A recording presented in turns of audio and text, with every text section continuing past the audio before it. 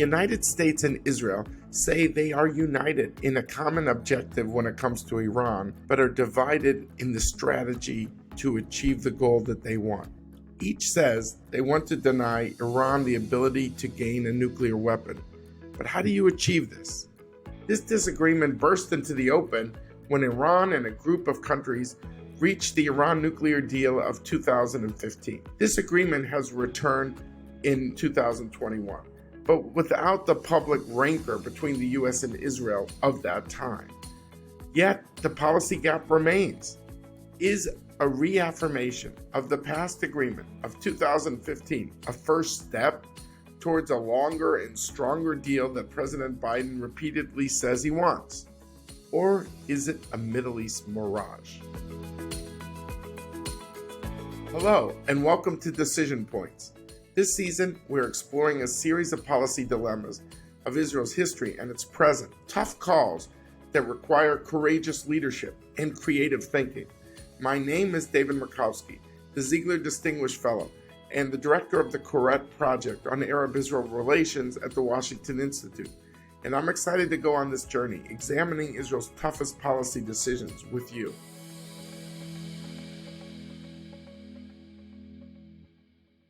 Iran is a country that has troubled the U.S. for decades, since Ayatollah Khomeini has led the Iranian Islamic Revolution in the late 1970s. From holding Americans hostage to supporting militant groups in the Middle East seeking to oust pro-American partners, Iran has declared itself to be America's enemy. This has made America very wary when Iran pursued its nuclear program. The U.S. spearheaded international economic sanctions to curb the Iranian program. However, it also thought a back-channel diplomacy track should be tried as well. This led to open negotiations, culminating with Iran's nuclear pact of 2015. In July 2015, Iran and what is known as the P5, the 5 permanent members of the UN Security Council, plus one, so the permanent members China, France, Russia, and the United Kingdom, and the US, of course, plus one, Germany. They agreed together on a joint comprehensive plan of action, JCPOA. Iran agreed to international oversight of its nuclear program in exchange for a reduction on foreign sanctions. Among its signatories, the JCPOA was met with praise as a robust agreement that would help prevent Iran from developing nuclear weapons, at least for a period of time. Proponents of the agreement focused on the fact that during its 10-year duration, the deal would prevent Iran from obtaining nuclear weapons. The broader hope was that by lifting sanctions and cooperating with the international community, Iran would see the benefits of being part of the international system and would forego a nuclear weapons program. The implementation of the JCPOA was a major wedge, however, between the U.S. and Israel. We've seen the results. Under the nuclear deal that we, our allies and partners, reached with Iran last year, Iran will not get its hands on a nuclear bomb. The region, the United States, and the world will be more secure. Prominent Knesset members from across the political spectrum condemned the agreement. Opponents of the agreement focused on clauses that expire in 2025 to 2030, called sunset clauses. After that date, if no further follow-on agreement is reached, Iran would no longer have to limit its enrichment of uranium. Enriched uranium is the critical nuclear fuel needed for a bomb. It is one thing that the international community can measure in the drive for a bomb. Israel felt the sunset clause, the restrictions on uranium enrichment, was too brief. And indeed, in the 2025 to 2030 period, Iran would have the stamp of approval to enrich after that time as much as it wants. And this meant, ultimately, unlimited bombs. Benjamin Netanyahu's public opposition to the JCPOA was a major source of contention among the Obama administration in dealing with Israel. Netanyahu's rhetoric came to a head when he addressed Congress in March 2015. Members of Congress, I have the high privilege and distinct honor of presenting to you the Prime Minister of Israel, His Excellency Benjamin Netanyahu.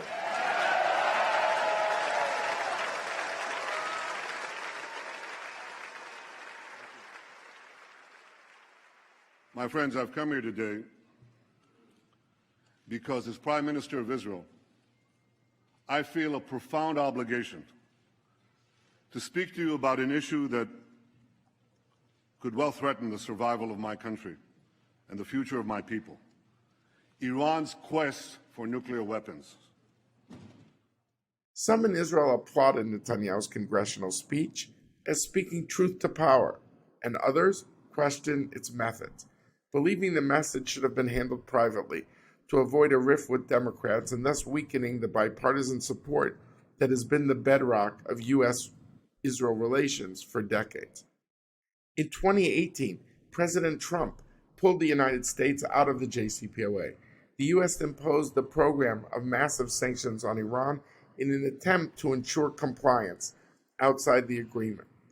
Iran began openly violating aspects of the agreement in 2019. The European Union attempted to maintain the JCPOA without the United States, however, with very limited success. On January 3, 2020, the United States assassinated Qasem Soleimani, the head of the Al-Quds Force, the Iranian Revolutionary Guard Corps' covert foreign wing. 2 days later, President Rouhani of Iran announced that Iran would no longer adhere to the JCPOA's restrictions on producing enriched uranium, a critical step in the creation of a nuclear weapon. By the time that President Biden entered the White House in January 2021, Iran had instituted a plan for enriching uranium to 20% and even started talking about 60%, and completed its construction of a new generation of centrifuges. Those are machines used to enrich uranium. The U.S. sanctions had failed in this regard to produce its desired effects. Now the Biden administration is alarmed by Iran's accumulating enough enriched uranium for 2 bombs, way above the ceiling of the 2015 deal. Iran has justified the move by saying the U.S. abrogated the deal. President Biden says the U.S. is striving to negotiate an agreement to lift U.S. sanctions in exchange for Iranian compliance with requirements for its nuclear program. This is known as the Vienna talks. The Biden team wants this agreement to be, quote, longer and stronger, and wants to address sunset clauses, but believes you can't solve all the problems at once. First, Iran needs to get rid of the 2 bombs worth of uranium and come into compliance with the 2015 deal. This has become known as compliance for compliance. Iran gets rid of the uranium, and the U.S. will lead the effort to lift the sanctions of the Trump era and rejoin the 2015 deal. However, Israel adamantly believes if the sanctions are lifted now, there's no incentive for Iran to engage in a longer and stronger deal, a kind of JCPOA 2.0. Israel's assertion, if Iran gets what it wants on the front end, America loses its leverage to obtain the needed follow-on agreement that is longer and stronger. So who's right? What if there is no follow-on deal? What are the implications? To discuss these questions, I'm excited to be joined by 3 esteemed experts: Dennis Ross, Ariel Eli Levita, and Ray Take. Ambassador Dennis Ross is counselor and William Davidson Distinguished Fellow at the Washington Institute for Near East Policy. For more than 12 years, Ambassador Ross played a leading role in shaping U.S. involvement in the Middle East peace process and the region at large, and I'm pleased to consider Dennis a close friend and colleague when we've written 2 books together. Ray Take is the Hasib Sabah Senior Fellow for Middle East Studies at the Council on Foreign Relations, CFR. He is the author of the recently published book, The Last Shah, America, Iran, and the Fall of the Pahlavi Dynasty. I've read the book and I urge you to read it. Ariel Eli Levita is a non-resident fellow in Nuclear Policy Program and Cyber Policy Initiative at the Carnegie Endowment. Prior to joining the Carnegie Endowment in 2008, Levita was the Principal Deputy Director General for Policy at the Israeli Atomic Energy Commission from 2002 to 2007.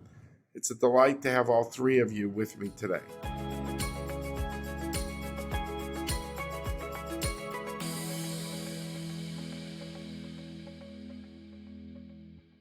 Well, thank you very much for joining us today. I'm grateful to having three people who've really studied Iran for much of their professional lives. So thank you very, very much.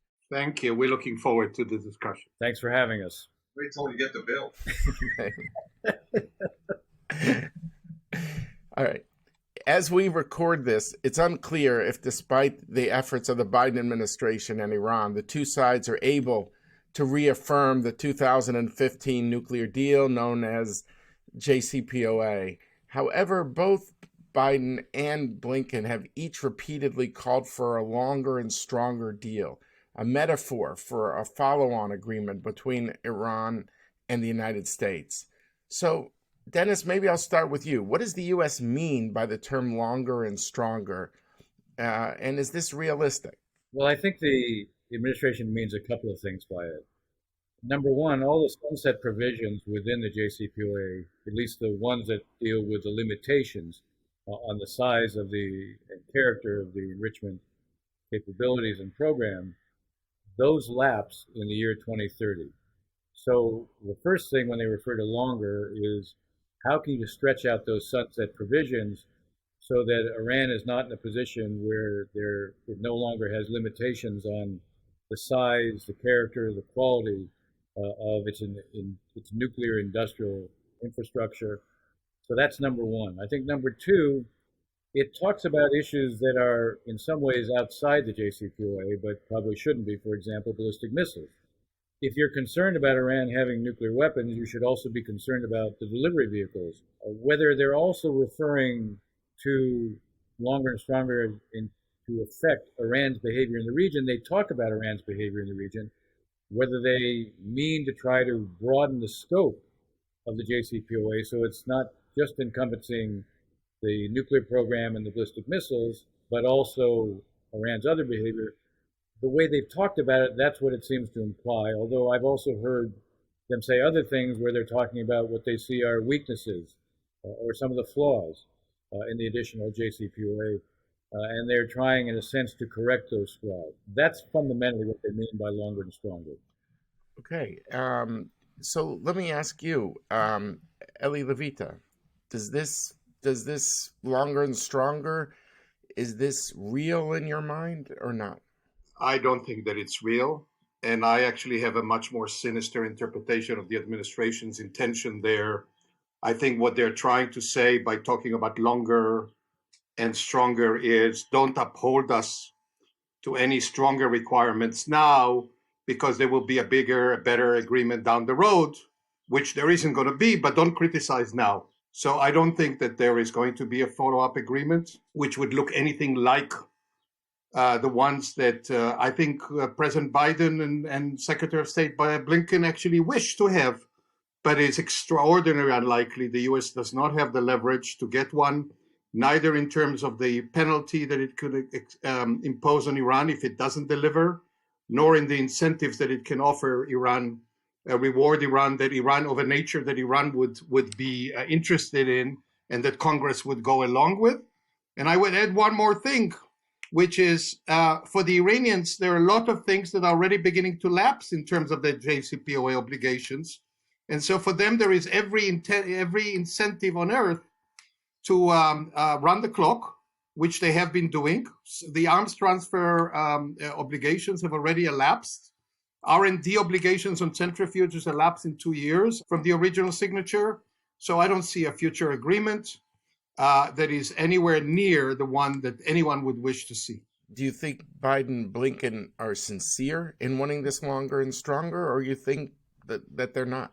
I think they're sincere in wanting one, but I don't think that they're willing to pay the price politically, operationally, strategically to get one. And I think the worst part of it, the Iranians know it, and they're far better negotiators than the United States, and they have much more at stake. What would be that price, in your view, to get to a longer and stronger, let's call it JCPOA 2.0? Well, first of all, the question is whether the U.S. was willing to sustain the pressure and in extremist even resort to military action. I think the last thing on earth the U.S. would like to do is have engage in military action against Iran.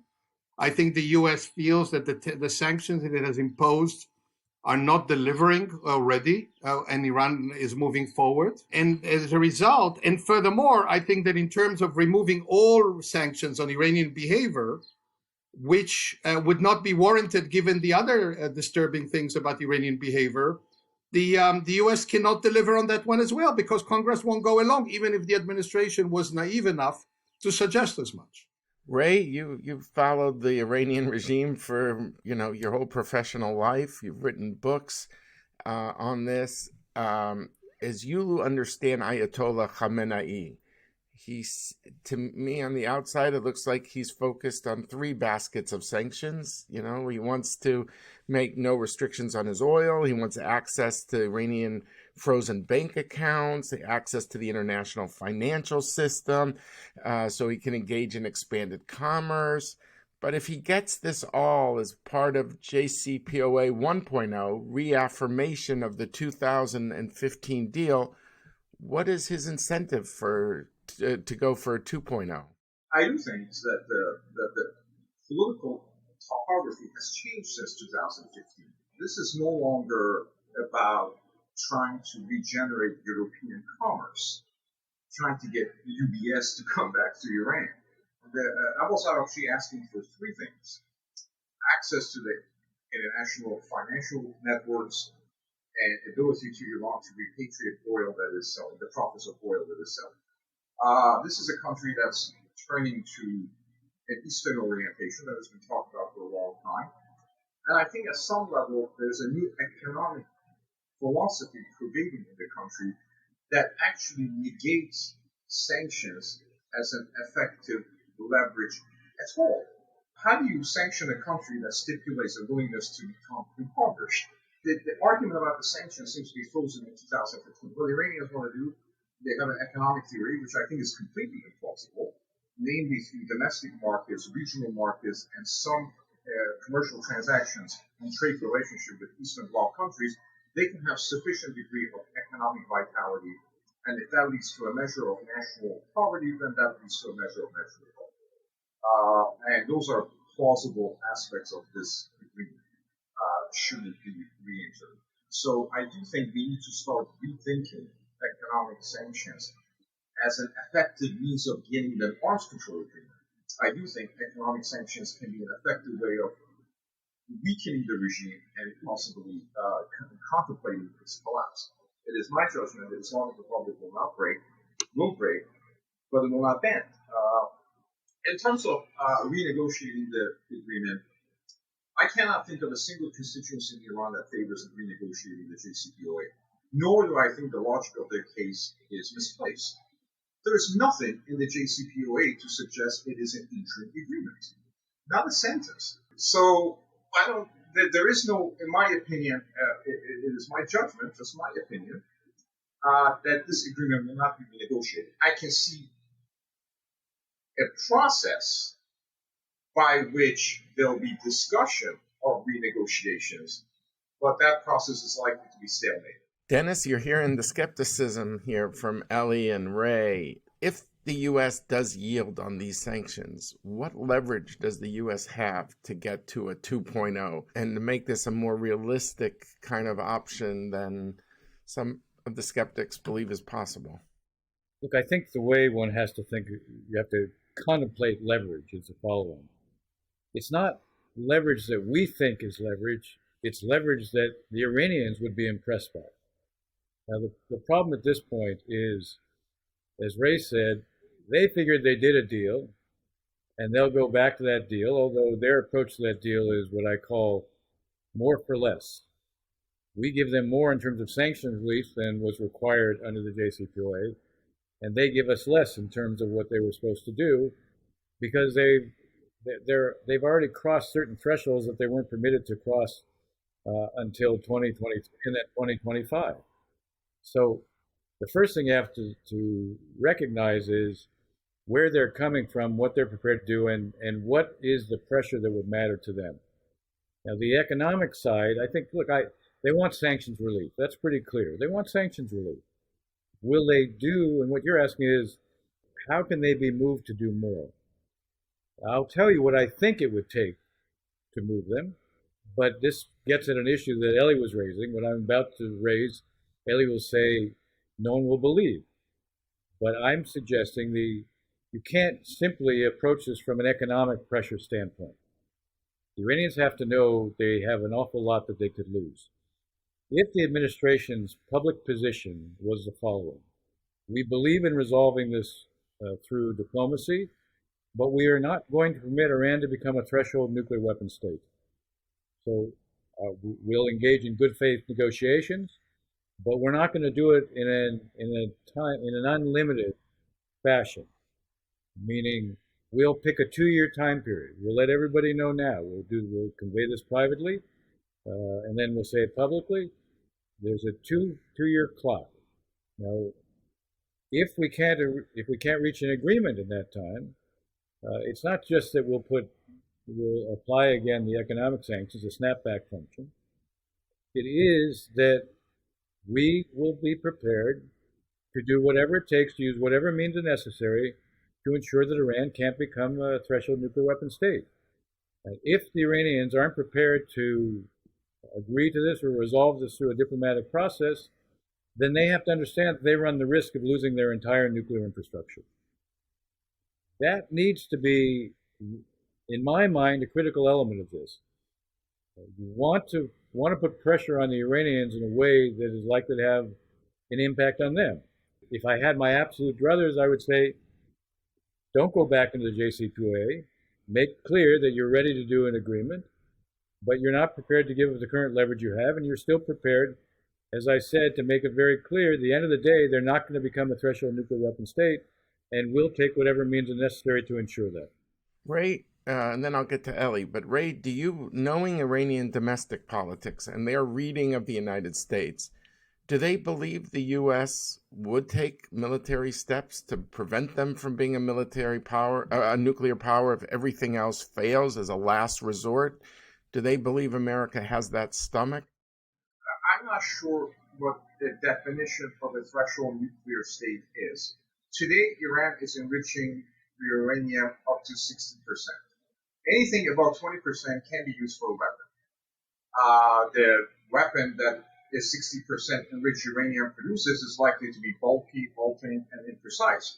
The South African bomb was 80%, and the American bomb over Hiroshima was 85%. So IAEA OMS guidelines said past 20%, you have weapons-grade uranium, or enriched uranium can potentially be used as a weapon. If that's the threshold state, they are in the threshold state position. I am actually quite prepared to introduce into the Washington lexicon a phrase that nobody wants to use. I don't know. And do the Iranians take the American military threats seriously? I can only say to you from their public discussions and what they say publicly to their audiences and in their own competitive press, they do not. I am not part of their private council when the Supreme National Security Council meets and how they adjudicate and deliberate that. If I was there, I wouldn't take it seriously.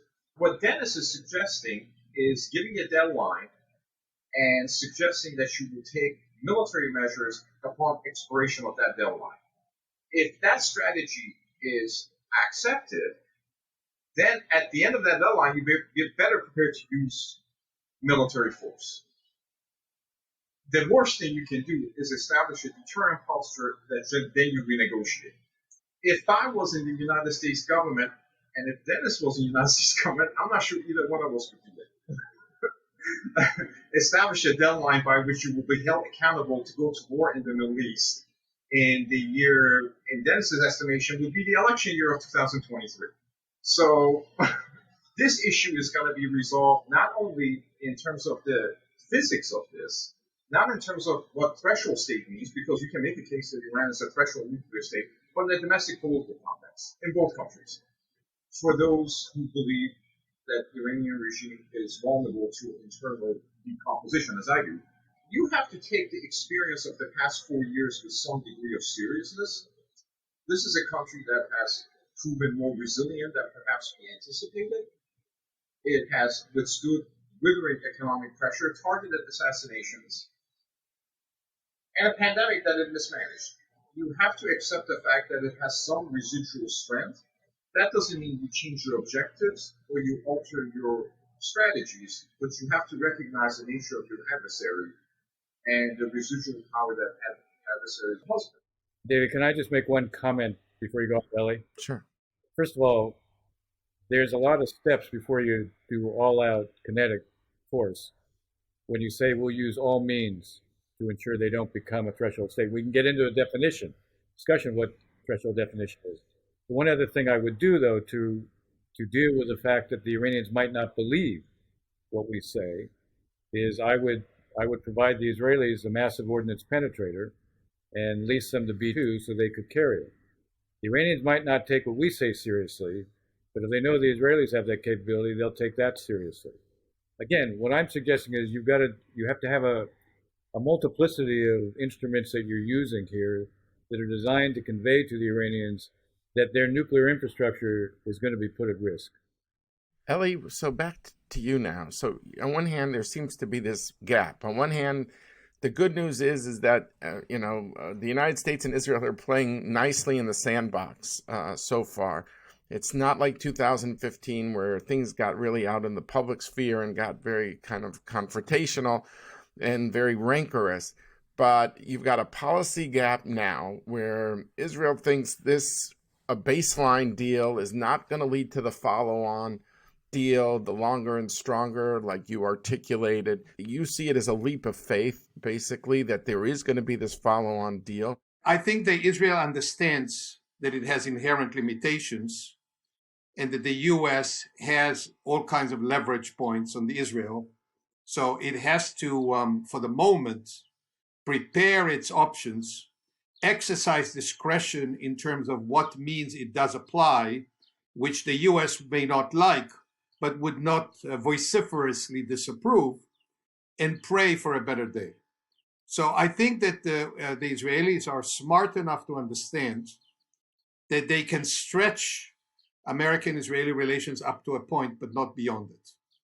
And so the situation now is probably the worst of all worlds, because the agreement was poorly implemented even before Trump pulled out of it, and key elements of the agreements were never implemented.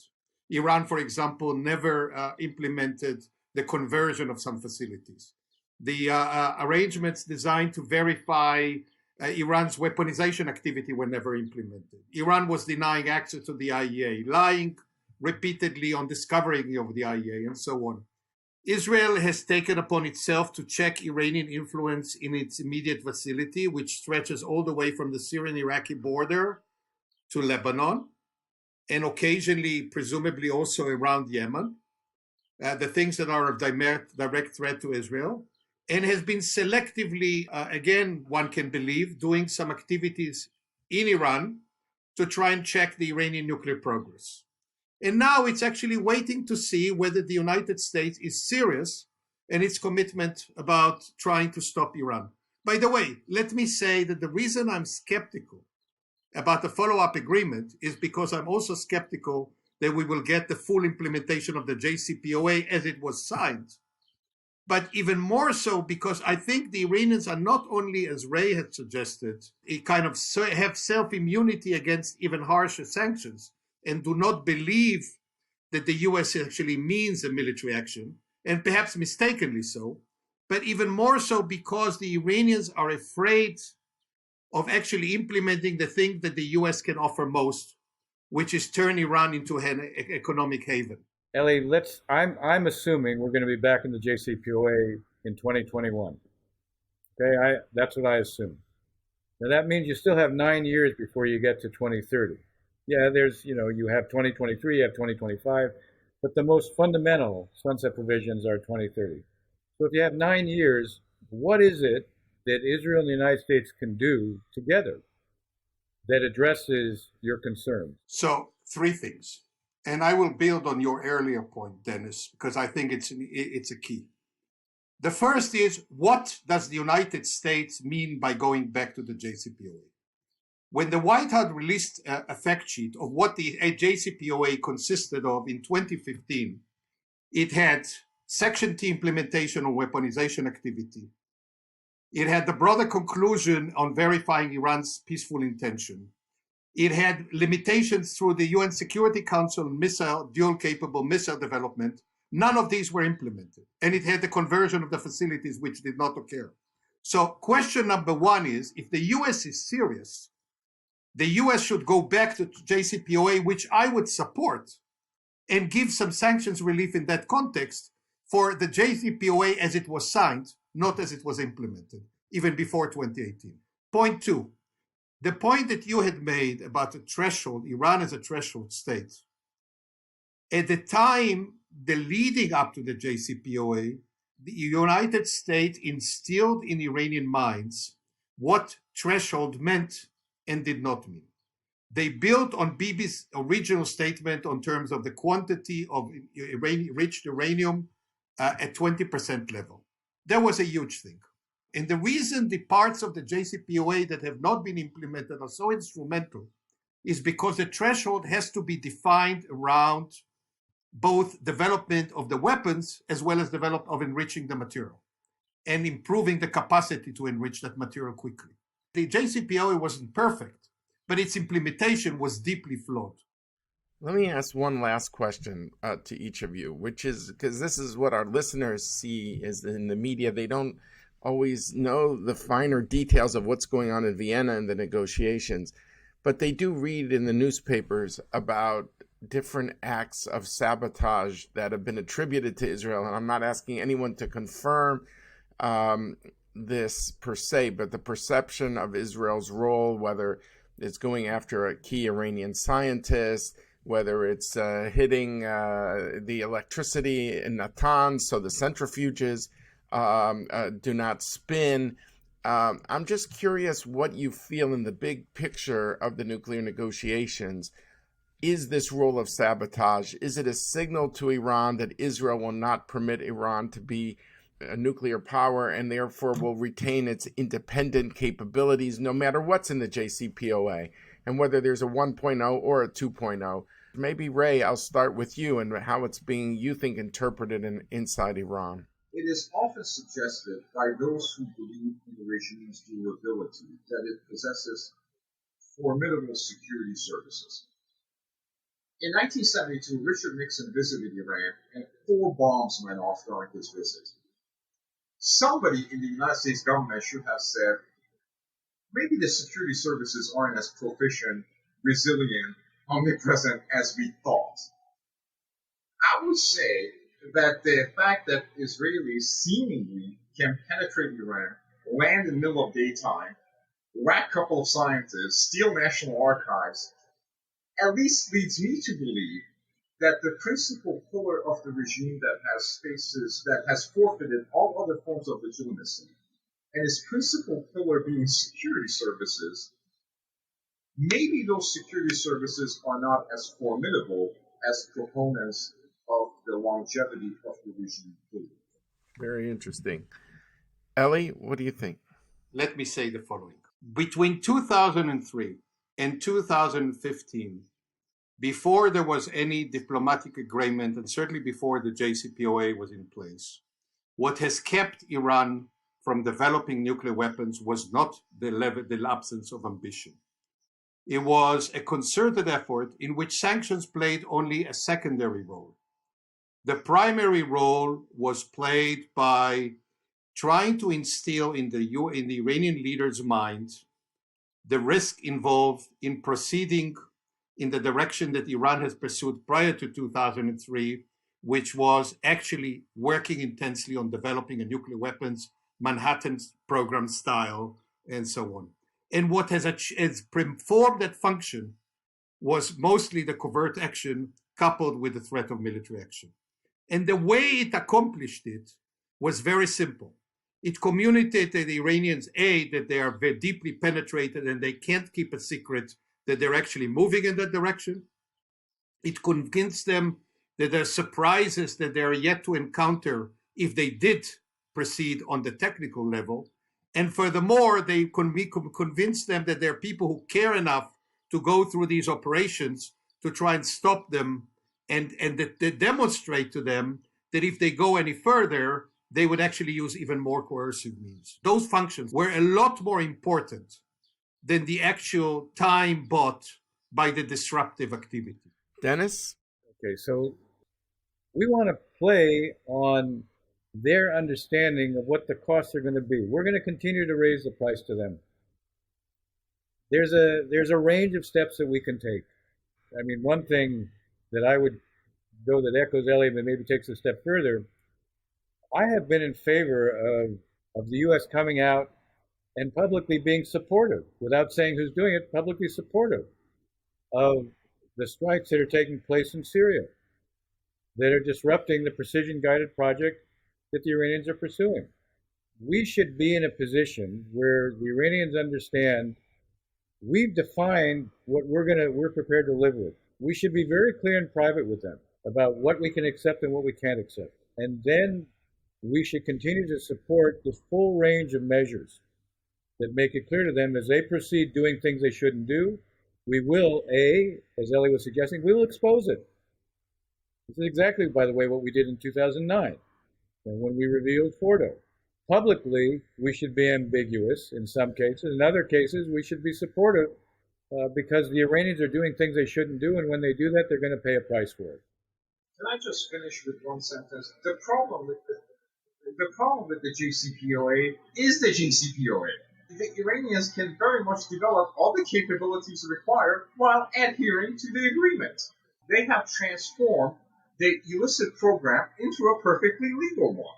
And every negotiation that takes place about Iranian nuclear program now, even by President Cotton, will be in the context of the JCPOA. We are conceptually in the following position: live with it or use military force against it. We're conceptually there. We're not operationally there. And what we're trying to do is to pretend we're not conceptually there by all other things that have been talked about. The JCPOA was the most permissive arms control agreement in history, as is acknowledged by its architects. I want to make one point. The U.S. negotiated the JPOA, the interim agreement, and then we negotiate the JCPOA.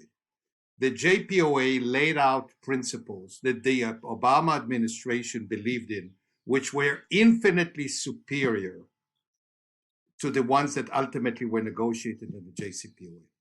Parts of the JCPOA elapse over time. The JPOA established principles that one should go back to as the cornerstone of the policy the U.S. pursues. So I would think that the best thing that could happen between now and eternity is that the U.S. ultimately adopts as a policy the cornerstones of the JPOA that was agreed with Iran at the time. I think that going forward, because there are going to be so many difficulties with whatever is being accomplished in the negotiations in Vienna, is that the U.S. should take the liberty that it has taken in so many areas between administrations to change some formulations of its policy.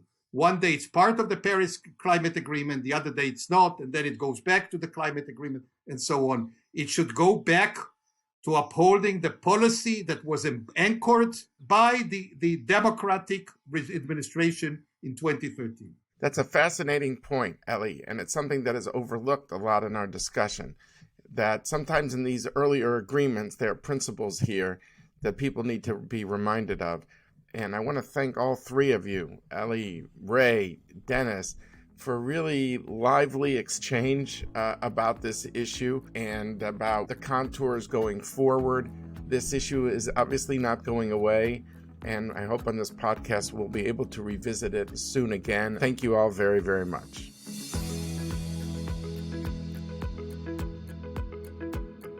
So I think we heard here a very lively exchange between three really leading analysts who focus on this issue.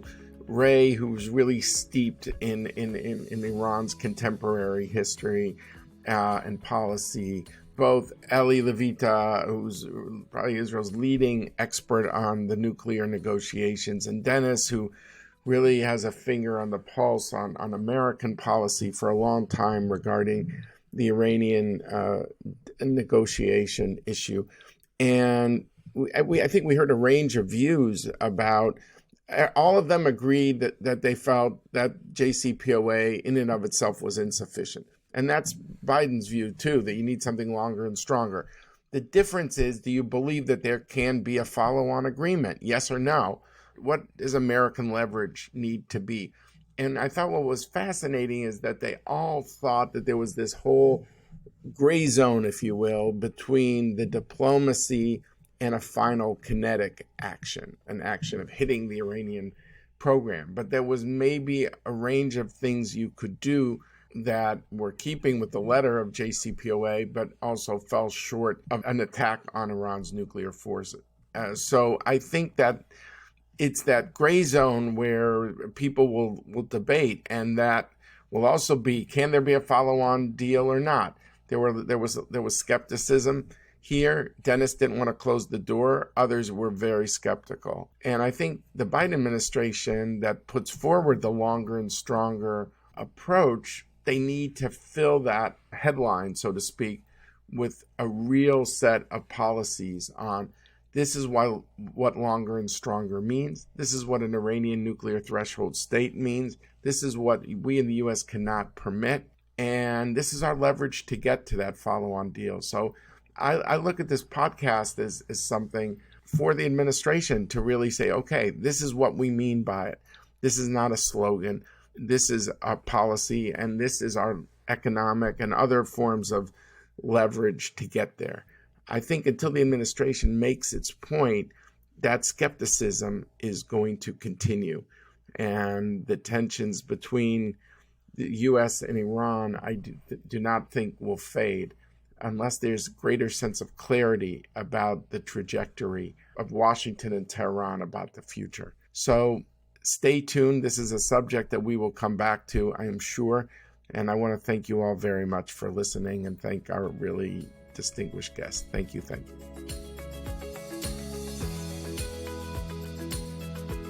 I want to thank all of our listeners from all over the world. I hope you join us for all of Season 3.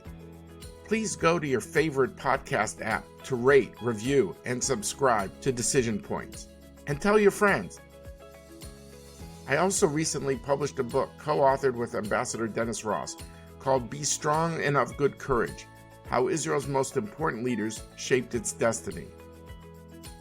I want to thank all of those who made this podcast possible: our coordinator, Sheridan Cole, and our researcher, Alex Harris. I also want to thank Jeff Rubin, Scott Rogers, and Carolina Krauskopf of the Washington Institute. And finally, Richard Myron and Lindsay Riley, our production team at Earshot Strategies. Thank you all.